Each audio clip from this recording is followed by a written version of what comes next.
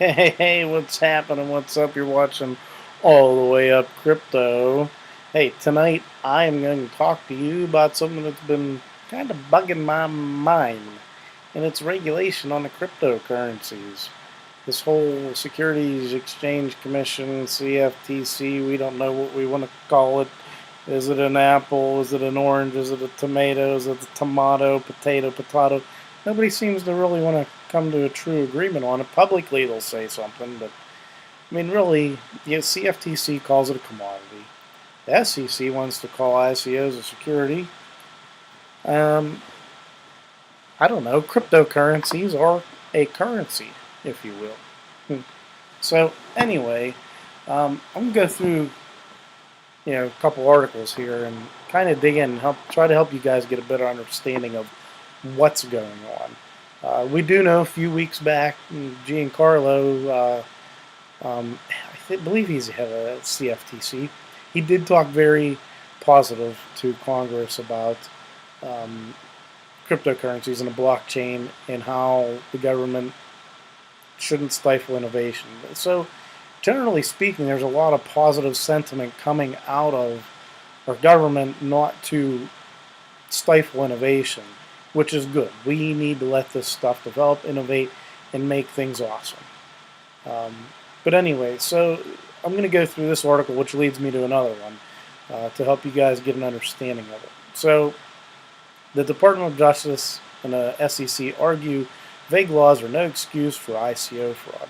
So, this is a little article about an ICO that happened that the guy's basically being called out for fraud. So we'll go through this real quick. So the U.S. government is pushing back against an effort to dismiss charges it filed in an ongoing initial coin offering, or ICO.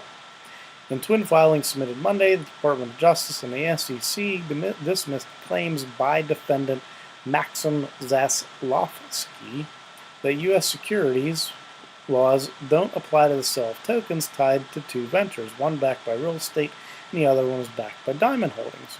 Mr. Maxim Zaslavsky, who has pled not guilty to securities fraud, was first charged by the SEC last September, followed by additional charges sought by the Department of Justice in November. The filings are notable given the growing footprint of the U.S. government and the SEC in particular in the cryptocurrency space. The SEC has adopted an increasingly active approach since it first publicly declared that tokens issued in conjunction with the DAO, which basically is Ethereum's way of creating tokens, the now defunct Ethereum-based funding vehicle, were securities. So the DAO actually kind of went away, and then Ethereum updated on how tokens are created. Look up the DAO so you can understand that history, or it doesn't really matter at this point. It's kind of technical stuff. And just last week, a senior official with the SEC's Enforcement Division disclosed during an event appearance that the agency is conducting dozens of investigations. At the heart of this lawsuit push to dismiss the charges is the argument that the two tokens in question aren't actually securities under U.S. law, which he argued is too vague and are currencies instead. I would agree that they are currencies. Prosecutors pushed back against this claim, stating that both the real estate coin and the diamond token fall squarely within the boundaries of the Howey test. Anyway, so it goes on. The Department of Justice filing strikes to decidedly dismissive tone toward arguing the SEC regulations aren't clear enough when it comes to the question of cryptocurrencies and ICOs. So the Department of Justice and the SEC are calling ICOs securities. Why are they calling them securities? Well, it's because of the Howey test. So, this article, which is nice that they linked back to this article, because this article is back in July, and we'll go through here to answer the question. So, or to find out what the Howey test actually is. So, if you're not familiar with the Howey test, it dates back to 1946 Supreme Court ruling that established the basis for determining whether or not anything sold in the U.S. or to U.S. investors is a security. The Howey test is useful because it helps crystallize some of the most important aspects of federal security laws into a relatively simple formula. What in the world are you talking about here? I am blown away because when you read it and look at the Halley test, you're like, wow, that is entirely way too simple of an actual anything to come up with anything relevant or of substance. But it's been used, and I kind of understand where it came from. Not totally bashing the Halley test and why it needed to be there, but we've come a long way since this came into play. Anyway, so Marco Santori, he's considered the dean of digital currency lawyers by American Banker. Santori is considered by many in the space to be one of the leading lights on cryptocurrency legal theory. During his talk at the Cooley-hosted event, he demonstrated why. Most description of the Halley test read like legal filings. So if you look at the Halley test, it's going to look like a bunch of legal jargon. But Santori described it as like this. So he's just using a general description so you understand how the Halley test works and what they basically ask. So a long time ago, someone named Halley owned an orange grove. So he owned a bunch of orange trees. Halley said, I've got this orange grove and I've got no way to make money out of it because I need money to make money. So he had all these orange groves there and there was no way for him to make money because he needed to set up a stand and all the other fun jazz that goes into that. So tell you what, I'm going to sell you this orange grove. In exchange, you get whatever profits are made from that little plot. I'll work the land, I'll go pick the oranges, I'm going to squeeze the juice, you just pay me the money. So they're going to pay him the money up front, and then they're going to profit all the money after that. The plaintiff said, well, that's a security. The SEC said that's a security. Halley said, no, that's just me selling a plot of oranges. Ultimately, the Supreme Court says that's security because it passed the test. There was an investment of money, a common enterprise, with the expectation of profit, primarily from the efforts of others.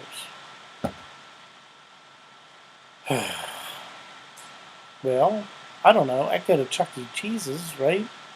And I give them some money and they give me some tokens to go play these games. And I play these games and they pay me in tickets. And then I take those tickets and I go get little stuffed animals. What's the difference? Are they going to come in and regulate Chuck E. Cheese? I don't think so. Okay, don't get me wrong. I think the SEC has a purpose. It needs a purpose. But the purpose it's doing now, if they could just eliminate, here's my opinion. Let's do it this way. SEC, how about we do this? You get everybody who wants to have an ICO and make their ICO available to Americans. Have them register with you. The organization, who's behind it, how to get a hold of them. Have them go through all the KYC, AML stuff that we all have to go through anyway to do stuff. So that if they are scammed, you can go get them. Right? If they don't register and people buy into it, well then they could be held accountable, yada, yada, yada, so on and so forth. That would be fair. What I don't like is the accredited investor BS. I don't like it. It's not fair to the common guy. In my eyes, you're preventing someone like me who's a hardworking, educated man that's trying to provide for his family to try to be able to get ahead. You're trying to prevent me because I don't have enough money to go buy this ICO. Then I gotta wait till it comes out on the exchange. What in the world's the difference? And then you're telling me, then I hear that you want to go and shut down exchanges because they're selling tokens that weren't properly vetted through you guys. Come on, you're going to screw this whole revolution up. Eliminate the accredited investor, and if people buy tokens that are bad, so be it. That's their own fault. Try to go after the scams. That's fine. Do what you can. But don't prevent people from making money. Don't prevent the average Joe from making some money. I mean, that's how I see it. So it goes on and talks about ICOs here. So is the Halley test over 70 years old? Yeah. But it came out of the Securities Act of 1933 and the Securities Exchange Act of 1934. And this all spanned out of, you remember the roaring 20s? Well, that's when the stock market was going crazy and everybody's making money, and a lot of those stocks were crap. Wow, here we are 100 years later, and we got a whole new revolution. Instead of stocks, now we have ICOs, we have cryptocurrency, we have the blockchain. And it's revolutionary, folks. People are going to make a ton of money doing this. You know, again, it goes back. Don't prevent me from trying to make a buck. And if I lose it, that's my fault. I didn't ask to be, have Big Brother watch over me, or have mommy and daddy, the government, look over me, and oh, I bought some candy when I was supposed to go buy milk. Here, I'm gonna smack your hand. I don't know. I don't know. This is honestly, again, it's just my opinion, but my biggest gripe is having to be an accredited investor. So, um, Santori basically, well, this article rephrases it so you understand how it worked with the ICO. Not so long ago, a group of developers started a DAO. We'll just say, hey, not so long ago, people decided to create ICOs. All right? So there's all these decentralized projects, and there's no way for them to get funding. Well, they need money to make money. Tell you what, we're going to write code, sell a token, in exchange, people who buy the token will get whatever profits are made from those tokens. No different than the Orange Grove project. Anyway, you get the point. The SEC says it's a security because there was an investment of money in a common enterprise with the expectation of profit primarily from the efforts of others. Not all these ICOs are going to fall into a security, so hopefully things get taken care of properly. But I don't want to see everything get pushed back so long that this revolution of the blockchain that could come in like 2 years or 5 years gets pushed out 8, 9, 10 years before things actually are able to come to fruition, because we had to properly get vetted by the SEC, and we had to take a year to do that. And then finally we had our ICO, and by that time some freaking organization halfway around the world that didn't have to go through all that raised the money, did what they needed to do, and they had their product, their organization, their DApp, their decentralized application running, and people here miss out. I don't want to see that happen. I don't want to see that happen. So, on another note, on a positive note, Kevin O'Leary, I'm not sure any of you guys stay up to date on him, but he is heading up a hotel asset-backed ICO. Kevin O'Leary, known for selling SoftKey for $4 billion, da-da-da-da-da, he's on Shark Tank. So there's a big deal coming in New York in the next 3 weeks. This just appeared yesterday. This is posted today, but this was from a day ago that I saw it, that he was on CNBC. The name of the hotel was not provided because of obviously non-disclosure agreement. However, Mr. Wonderful declared that it's a real asset that you've heard of. I don't know who it's going to be. I don't know what big hotel it is, but they're going to, well, instead of a stock, a share, it's a coin with a smart contract approved by the SEC. You'll be an owner of a third of this hotel if it works. If it does, it'll be the first of its kind. So Mr. Wonderful Kevin said it's also known as a cryptocurrency. Mr. Wonderful is also known as a cryptocurrency enthusiast after speaking about Bitcoin on TV in September 2017. This time he's trying to change the market and come up with something new. He stated the hotel he's involved with will do anything they can to respect the government securities. So he says, go to the SEC and tell them, hey, I want to work with you. I don't want to tear the world apart. I want to be regulated. I want to do this by the rules. I don't want to destroy the government. I want to take money. I'm a believer that asset-based coins will replace small cap stocks. He's probably right.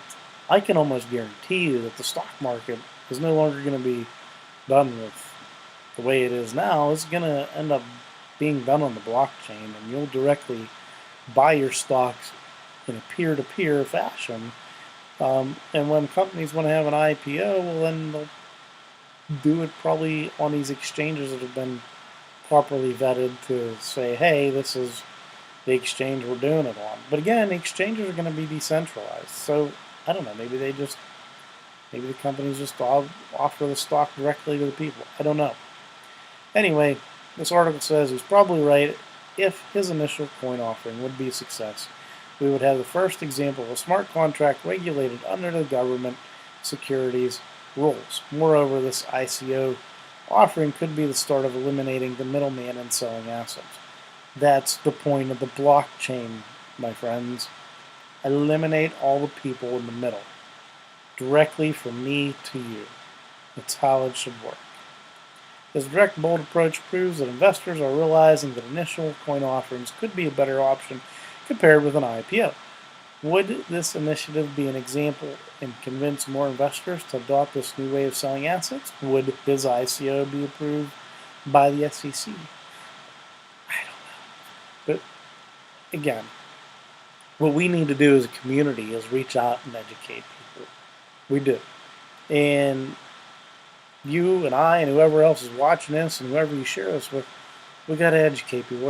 We need to get as many people learning about cryptocurrencies and the blockchain and the benefits of it and what an ICO is and how things are changing in this world. But back to the main point of this video is regulation could really screw us up here. Okay, so I hope maybe if you're from the SEC and you're watching this, eliminate this accredited investor stuff, please. And just take the role of, hey, we want to protect investors and make sure you're not a scam. Hopefully, guys, if this ICO that Kevin O'Leary's heading up goes on and it's big and it works, maybe they pave the way. Maybe they paved the way on how things are to be done, and maybe it doesn't take a year or months upon months to get an ICO up and ready to roll. Let's hope this works. And if you guys hear anything about this, let me know. Because if you don't need to be an accredited investor, but the way I'm seeing it, yeah, it looks like a security, and you're probably going to need to be an accredited investor. But I did read where Kevin O'Leary said that, people are realizing that they can open up and have millions of people pay $20, $30, $40 instead of going to the venture capitalists and the investment banks and begging for them to give them money. It kind of spreads out the risk, and then it gives an opportunity for the little guy to make some money rather than having to go through a broker. I don't want to see us go back to this old system as to the way things are done now. This old system's broken. It's the middleman. It's saying you have to have someone who's smart and educated to let you go buy stuff on the stock market.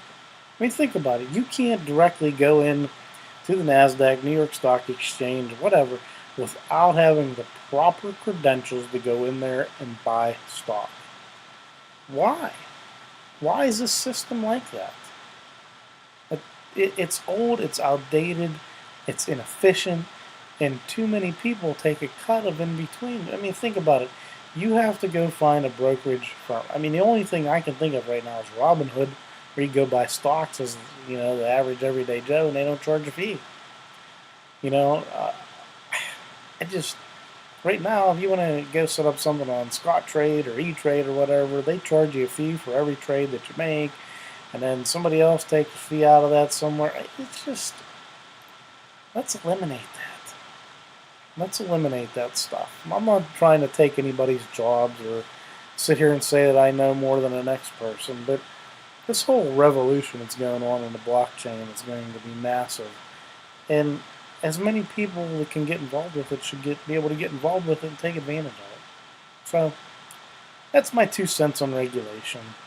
Maybe you guys agree, maybe you don't agree. Please comment below. I'd love to see a big conversation go on about all of this so we can help educate each other, because that's how we learn best. So anyway, I'm out. I hope you guys enjoyed this video. Make sure you hit subscribe, make sure you hit the like button, and share this with as many people as you can. Just keep on spreading the good news, of cryptocurrencies and the blockchain, and educate people. it's a tough battle. I mean, I've been going on almost a year of insane, insane hours a day studying this stuff. And some of my closest people, family, parents, brothers, sisters, whatever, they're having a hard time getting it. Um, so I'm just trying to figure out ways that I can have it make sense to them, to have them see what's coming. So if you guys do that, we'll all be good. All right, I'm out.